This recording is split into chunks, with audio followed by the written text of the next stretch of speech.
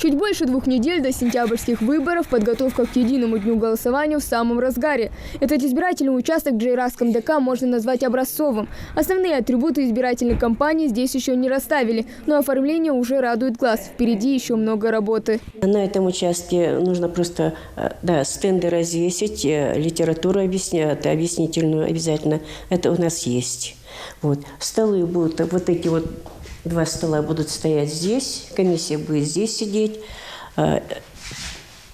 ящик для бюллетеней здесь, тут кабины, потом металлический сейф будет, металлический шкаф и сейф для хранения документации. Так, камеры есть, камеры работают.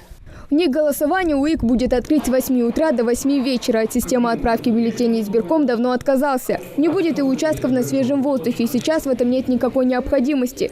Всего в Джейрасском районе будет открыто 6 избирательных участков. Жители заранее проинформируют об адресах пунктов голосования. У нас немного агитационные материалы будут и работа с населением. По разъяснению, по призыву, по активизации избирателей на предстоящие выборы. Такая у нас сейчас планируется работа. В основном мы с 10 числа будем уже оснащать полностью участок, оборудование, указатели, все необходимое. Будет у нас составлен график работы непосредственно, где будут у нас не более даже 4 человек, комиссия будет предварительно заседать. Они будут дежурить, они будут отвечать на все вопросы интересующие. На каждом избирательном участке будут дежурить волонтеры и медики. Кроме того, сейчас налаживают систему видеонаблюдения. Это необходимо для прозрачности голосования. Жители смогут отдать свой голос и вне адреса регистрации, то есть по месту фактического пребывания. Мы сейчас с 10 числа, как приступим к работе, будем работать над ревизией этих списков.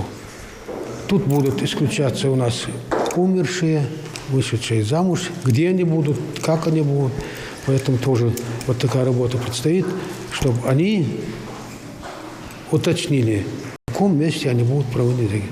Здесь, согласно выборам по ГАСу, может, у нас будут представители из других российских регионов зарегистрированы. Это тоже очень важный момент, чтобы мы имели полностью сведения и регистрацию для передачи в Центр избирком и в территориальную комиссию.